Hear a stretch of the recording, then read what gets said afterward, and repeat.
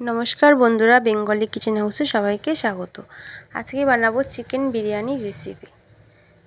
তো এই যে প্রথমে এখানে বিরিয়ানি চালটা ভিজিয়ে রেখেছি, আর এরপরে এই যে মাংসগুলো নিয়ে নিয়েছি, পরিষ্কার করে নিয়েছি ধুয়ে। আর এখানে একটা মশলা বানিয়ে নেব।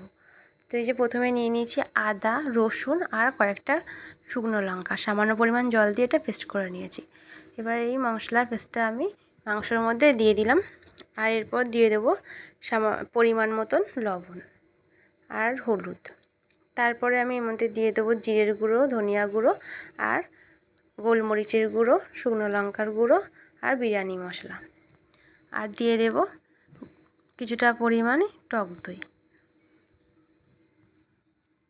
এবার সমস্ত মশলার সাথে মাংসটা খুব ভালোভাবে ম্যারিনেট করে নেব।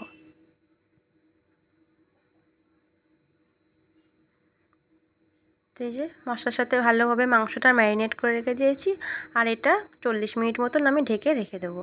আর এরপর এখানে নিয়ে নিয়েছি গরম মশলা, আর এদিকে আমি বিরিয়ানির ভাতটা বানাবো, তার জন্য জল বসিয়ে ওর মধ্যে গোটা গরম মশলাগুলো দিয়ে দিয়েছি, আর জলটা ফুটতে শুরু করেছে। এরপর এর মধ্যে দিয়ে দিলাম বিরিয়ানির চাল।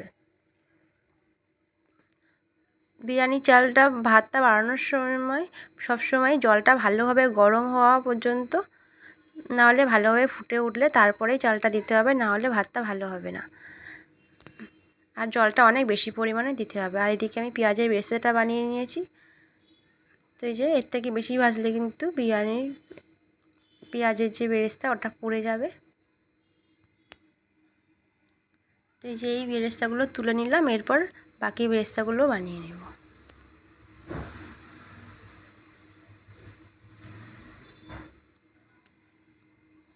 তো এই যে ভাতটা ভালোভাবে ফুটে উঠেছে, আর এই যে 80% মতন হয়ে গেছে। এরপর ভাতটা নামিয়ে নেবো। আর এদিকে বেরেস্তাটা একদম রেডি হয়ে গেছে। আর বেরেস্তার যে তেলটা ছিল সেই তেলটা আমি রেখে দিয়েছি, এটা পরে ব্যবহার করব। আর এর মধ্যে আমি তেলের মধ্যে দিয়ে দিলাম গোটা গরম মশলা, তেজপাতা আর পেঁয়াজ কুচি। তো এই যে পেঁয়াজটা একটু ভাজা ভাজা হয়ে গেলে আমি এর মধ্যে দিয়ে দেব ম্যারিনেট করে রাখা মাংসটা। এই যে মাংসটা দিয়ে দিয়েছি, আর মাংসটা মিডিয়াম টু লো ফ্লেমে বেশ কিছুক্ষণ সময় নিয়ে ভালোভাবে কষিয়ে নেব। মাংসটা যত ভালো কষানো হবে বিরিয়ানিটা কিন্তু তত বেশি ভালো হবে। আর এই যে মাংসটা কিন্তু অনেকটা সময় নিয়ে কষিয়ে নিয়েছি, আর এর থেকে তেল বেরিয়ে গেছে। তো এরপর আমি ভেজে রাখা আলুগুলো দিয়ে দিলাম। তো এই যে আলুগুলোর সাথে ভালোভাবে একটু কষিয়ে নেব। এরপর আলু আর মাংসটা ভালোভাবে সিদ্ধ হওয়ার জন্য আমি দিয়ে দেবো সামান্য পরিমাণ জল। তো এই যে জলটা দিয়ে দিয়েছি, এরপর আমি এটা ঢেকে দেবো। তো এই যে বাড়তি যে জলটা দিয়েছিলাম, জলটা কিন্তু পুরোটা শুকিয়ে গেছে, আর আলু মাংস খুব ভালোভাবে সিদ্ধ হয়ে গেছে।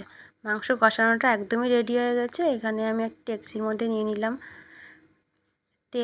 তেলটা ভালোভাবে মাখিয়ে নিয়েছি, যাতে বিরিয়ানিটা এর মধ্যে আটকে না যায়। আর এর মধ্যে এবার আমি রাইসটা দিয়ে দিয়েছি, আর এর মধ্যে এরপর একে একে দিয়ে দেবো সব মশলা।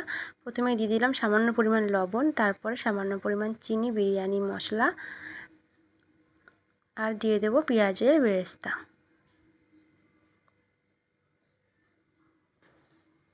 তো এরপর দিয়ে দিচ্ছি মাংসগুলো দিয়ে আমি এর মধ্যে আবারও ভাতটা উপর থেকে দিয়ে দেবো।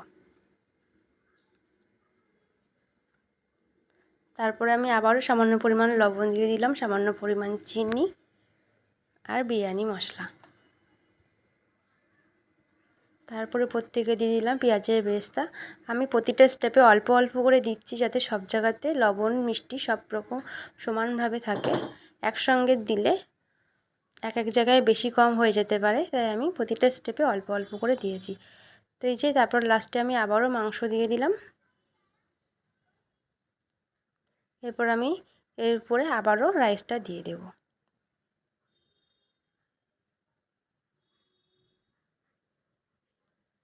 তো রাইসটা দেওয়ার পরে আমি আবারও সামান্য পরিমাণ লবণ, চিনি, গরম মশলা, বিরিয়ানি মশলা, পেঁয়াজের বেরেস্তা আর দিয়ে দেবো এখানে, আর এখানে দিয়ে দেবো বাটিতে আমি গোলাপ জল নিয়ে নিয়েছি, সামান্য পরিমাণ দিয়েছি। আর এখানে 2 থেকে 3 ফোঁটা মতন আমি মিঠা আতর নিয়েছি।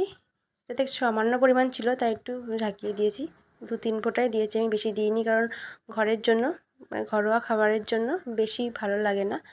তো আর এরপরের মধ্যে দিয়ে দিলাম ওই জলটা দিয়ে দিয়েছি, আর এরপরের মধ্যে ঘি দিয়ে দিলাম। আর পেঁয়াজ ভাজার যে তেলটা ছিল বেরেস্তার, সেই তেলটাও দিয়ে দিলাম। দেওয়ার পরে এটা ভাবে বসিয়ে দেবো। তো এখানে আমি আটা দিয়ে দিইনি, এখানে আমি নোড়া দিয়ে একটা ভারী নোড়া বসিয়ে দিয়েছিলাম। তো বিরিয়ানিটা একদমই রেডি হয়ে গেছে। আর এই যে প্রতিটা ভাত একটার সাথে একটা ছাড়া ছাড়া হয়েছে, একদম ঝুড়ো হয়েছে। তো এই যে রেসিপিটা আপনাদের কেমন লেগেছে, যদি ভালো লেগে থাকে তাহলে লাইক কমেন্টের মাধ্যমে জানাবেন। আর আমার এই চ্যানেলটাকে সাবস্ক্রাইব করে পাশে থাকবেন। Thank you for watching.